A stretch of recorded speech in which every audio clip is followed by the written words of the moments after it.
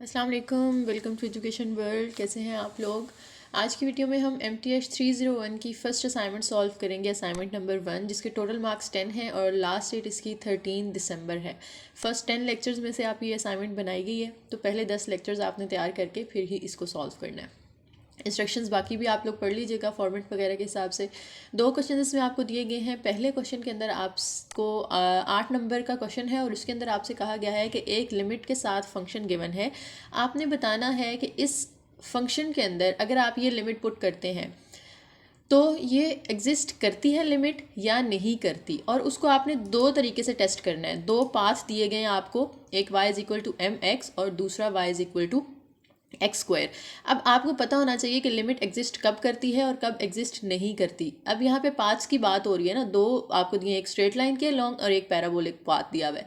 तो आपने याद रखना है कि जब आपको फंक्शन जो होता है दिया हुआ होता है, उसके अंदर जब आप वैल्यूज़ पुट करते हैं ना, तो उसकी वैल्यू या उसका जो आंसर है वो तमाम पाथ से सेम आना चाहिए। यानी आप किसी भी पाथ के अलॉन्ग उसकी वैल्यू फाइंड करें, चाहे फर्स्ट वाले की चाहे सेकंड वाले की, जितने पाथ्स दिए होंगे सबके अलॉन्ग अगर उसकी वैल्यू सेम आती है, आंसर सेम आता है, तो आपकी लिमिट एग्जिस्ट करेगी। अगर पाथ चेंज करने से आंसर चेंज हो जाता है तो इसका मतलब है कि आपकी लिमिट एग्जिस्ट नहीं करती। तो हमने 1 बाय 1 इन दोनों को टेस्ट करना है। तो सोल्यूशन पे चलने से पहले आपसे रिक्वेस्ट है, वीडियो पसंद आए तो लाइक ज़रूर कीजिएगा और चैनल को सब्सक्राइब करके जाइएगा। इसके अलावा आपको MTH 301 के लेक्चर्स भी मिल जाएंगे मेरे चैनल पे, और मैंने उसमें खुद नोट्स बना के बड़ी मेहनत करके लेक्चर्स बनाए हैं, तो लाजमी सुने, इंशाल्लाह आपको पसंद आएंगे। और जो नोट्स हैं उनके लिंक भी आपको डिस्क्रिप्शन में मिल जाएगा। चलते हैं अपने सोल्यूशन की तरफ। तो सबसे पहले देखिए, मैंने इसको y=mx के लॉन्ग जो है वो टेस्ट किया है। तो मैंने लिमिट वाला फंक्शन लिखा x³ + x² - x - y² over x + 2y। Function लिखने के बाद अब पहले हम इसको सॉल्व करते हैं अलॉन्ग y=mx। अब हमें यहाँ से देख के पता चल रहा है कि ये y की वैल्यू दी हुई है ना। थोड़ा सा इसको हम जूम कर लेते हैं। देखें जी, y की वैल्यू हमें दी गई है mx, तो हमने ये x³ एज इट इज़ लिखा, ये x² भी एज इट इज़ लिखा। इस y की जगह हमने उसकी वो वैल्यू पुट कर दी जो हमें दी हुई थी mx। तो इस y की जगह हमने ब्रैकेट में mx लिख दिया, माइनस ये x भी एज इट इज़, और इस y की जगह दोबारा से आप उसकी वैल्यू पुट कर दें mx, और क्योंकि इस y का स्क्वायर था तो इसलिए इस पूरी वैल्यू का भी स्क्वायर ले लेंगे। और नीचे अगर ओवर के नीचे देखें हम, तो x एज इट इज़, 2 भी एज इट इज़, और y की जगह पे आपने उसकी वैल्यू पुट कर देनी है जो कि हमें mx दी हुई है। लिमिट साथ में वैसे ही चलती जाएगी, उसमें कोई चेंजिंग नहीं करनी। आप चाहें तो यहाँ पे ये जो xy है ना, इसके सामने 0 कॉमा, अब y की जगह mx भी लिख सकते हैं। 0 लिखा रहे तो भी कोई मसला नहीं है, और mx लिख लें तो भी कोई इशू नहीं है। अच्छा जी, अब देखिए यहाँ पे x³ तो एज इट इज़, ये x² जब mx के साथ मल्टीप्लाई होगा तो बेसिस सेम होने की वजह से पावर्स ऐड हो जाती है ना, तो x² और x की पावर ऐड होगी तो x⁻³ हो जाएगा। m साइड पे एज इट इज़ लिख देंगे हम। इसी तरह से -x को तो हमने वैसे ही लिख दिया, m x का होल स्क्वायर था, तो m का स्क्वायर अलग कर लें, x का स्क्वायर अलग कर लें। नीचे अगर आप देखें तो ये 2mx मल्टीप्लाई हो जाएगा। उसके बाद ऊपर वाली सारी वैल्यूज़ में से x कॉमन आ रहा है। आप x जब कॉमन लेंगे तो एक एक पावर कम हो जाएगी ना, x की पावर 3 थी तो वो 2 रह जाएगी। यहाँ पे mx की पावर 3 थी तो वो mx की पावर 2 रह जाएगी। यहाँ पे तो एक ही x था, वो अगर हमने कॉमन ले लिया तो पीछे 1 रह जाएगा। और यहाँ से m² as it is, x² में से एक x कॉमन चला गया और एक यहाँ पे बाकी बचेगा। ओवर के नीचे भी दोनों में से x कॉमन आ रहा है, तो वो भी आप कॉमन ले लें। अंदर इसकी जगह 1 बचेगा और यहाँ पे 2m बचेगा। x जो है वो बाहर निकाल लिया हमने, कॉमन ले लिया। अब फ्रैक्शन में ऊपर नीचे x मल्टीप्लाई हो रहा है तो उसको हम कट कर देंगे यहाँ से, यानी कटिंग कर दें, सेम वैल्यूज़ कट हो जाएंगी। ये x इस x के साथ कैंसिल हो गया। ऊपर हमारे पास बच गया x² + mx² - 1 - m²x, और ओवर के नीचे बचा 1 + 2m। अब ये सिंप्लीफाइड फॉर्म में है। अब आप इसके अंदर वैल्यूज़ पुट कर सकते हैं। लिमिट है एक्स वाई अप्रोचेस टू 0 0, यानी एक्स और वाई की वैल्यू 0 पुट करनी है। वाई तो हमने यहाँ से ख़त्म कर दिया ना, सिर्फ एक्स बचा है हमारे पास, तो जहाँ जहाँ एक्स आ रहा है वहाँ वहाँ आपने 0 पुट कर देना है। अब ये सिंप्लीफिकेशन हमने पहले लाजमी करनी है। डायरेक्ट आप इसके अंदर वैल्यूज़ नहीं पुट कर सकते, क्योंकि अगर आप डायरेक्ट नीचे पुट करते हैं ना तो दोनों के साथ एक्स था, वो ओवर के नीचे 0 आ जाता, जो कि अनडिफाइंड फॉर्म होती है। तो इसलिए पहले सिंप्लीफिकेशन ज़रूरी थी। एक्स निकाल के हमने कैंसिल किया। अब आप इसके अंदर वैल्यूज़ पुट करेंगे। इस x की जगह भी 0 पुट कर दिया, m इंटू इस x की जगह भी 0 का square -1 as it is -m², और इंटू इस x की जगह भी 0 पुट कर दें। अब ये तीन वैल्यू 0 हो जाएंगी, क्योंकि 0 m से मल्टीप्लाई होगा तो 0, और ये 0 भी m से मल्टीप्लाई होगा तो 0। ये सारी वैल्यू 0 हो जाएंगी। सिर्फ ऊपर हमारे पास एक वैल्यू बचेगी -1, और नीचे क्योंकि x की वैल्यू नहीं थी तो इसलिए हमने वहाँ पर 0 पुट नहीं किया, और 1 + 2m को एज इट इज़ आपने नीचे उतार लेना है। ये आपका आंसर आ गया इस लिमिट का along y is equal to m x. अब इसी तरह से हमने दूसरे पाथ के अलोंग इसको टेस्ट कर लेना है। दूसरा पाथ हमें दिया हुआ है y is equal to x square, तो y is equal to x square. अब आपने अगेन जो है वो वही वाली लिमिट लिखी और अब इसको along y is equal to x square test करना है आपने। तो मतलब ये है कि जहाँ जहाँ y होगा वहाँ वहाँ हमने एक्स स्क्वायर पुट कर देना है। X cube as it is, ये x square as it is, इस y की जगह आपने एक्स स्क्वायर पुट कर दिया, minus x as it is, इस y की जगह आपने दोबारा से एक्स स्क्वायर पुट किया, और क्योंकि y का स्क्वायर था तो एक्स स्क्वायर का भी स्क्वायर ले लेंगे। नीचे x as it is, 2 into y की जगह अगेन एक्स स्क्वायर।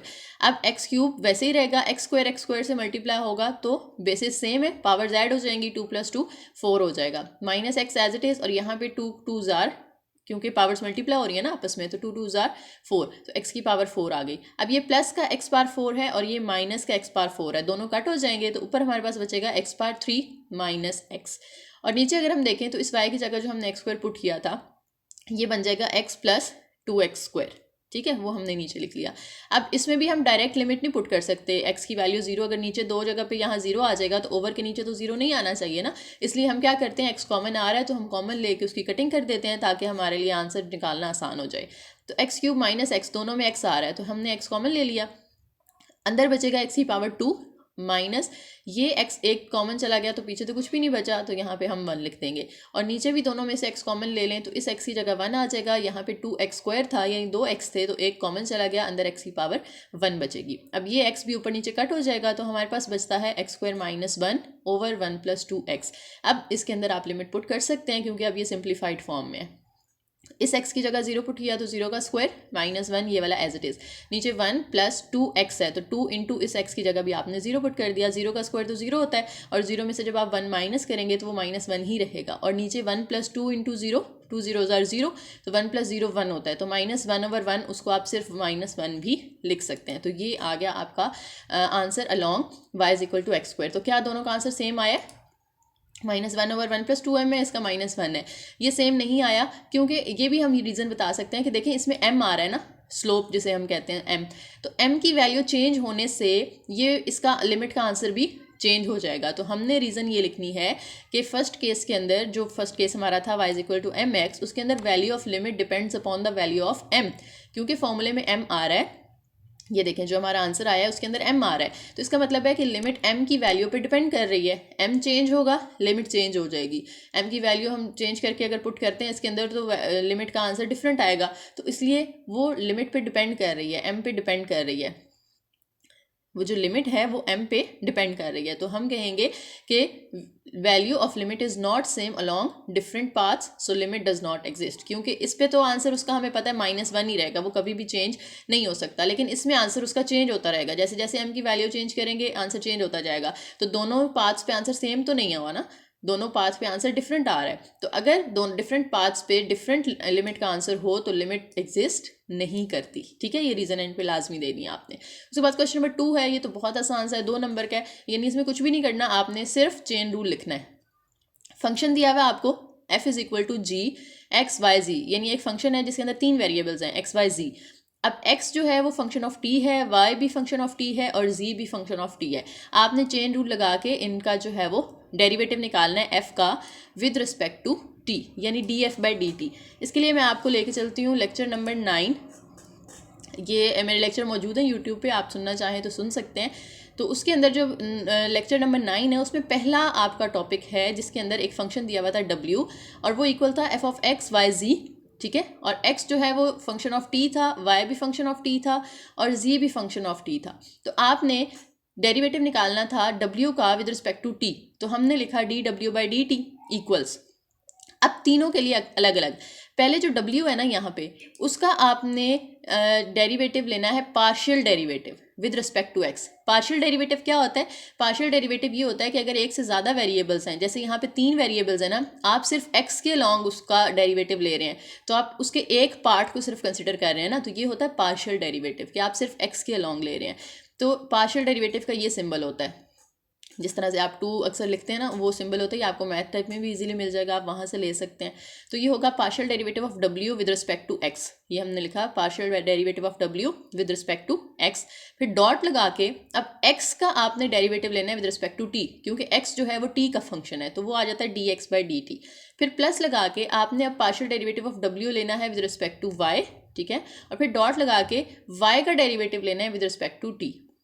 इसी तरह से प्लस लगा के partial derivative of z with respect w with respect to z, और फिर z का derivative with respect to t। यही आपने कॉन्सेप्ट इस क्वेश्चन के अंदर यूज़ करना है, ठीक है। ये मैंने आपके सामने लिख दिया। यहाँ पे आप लिखेंगे partial derivative of f with respect to x, पहले आपने x के अलॉन्ग लेना है, तो वो आएगा partial derivative of f with respect to x, और फिर x का derivative with respect to t, plus partial derivative of f with respect to y, फिर डॉट y का derivative with respect to t, फिर plus partial derivative of f with respect to z, और फिर z का derivative with respect to t, ठीक है। x, y और z जो है ना, उनका हमने d लिखा है, पार्शियल डेरिवेटिव का सिंबल नहीं लगाया, क्योंकि x के अंदर सिर्फ एक ही वेरिएबल है x, तो हमने उसी के अलॉन्ग उसका डेरिवेटिव लेना है, इसलिए इनके साथ ये d आएगा। और इसके साथ पार्शियल डेरिवेटिव का साइन आएगा, क्योंकि हम सिर्फ x का ले रहे हैं, तो इसका मतलब है y और z छोड़ रहे हैं, हम सिर्फ एक पार्ट कंसिडर कर रहे हैं, तो ये पार्शियल डेरिवेटिव का सिंबल आएगा, ठीक है। ये सिंपल सा फॉर्मूला था, तो ये आपने एज इट इज़ लिख देना है। बाकी ऊपर वाला जो है, इसको आप थोड़ा सा जो है वो स्टेप्स अपनी मर्ज़ी से कर लीजिएगा, थोड़े बहुत चेंज। बाकी अगर वीडियो पसंद आई है तो लाइक करें, शेयर करें, चैनल को ज़रूर सब्सक्राइब करें और कमेंट भी लाजमी करके जाइएगा। Thank you.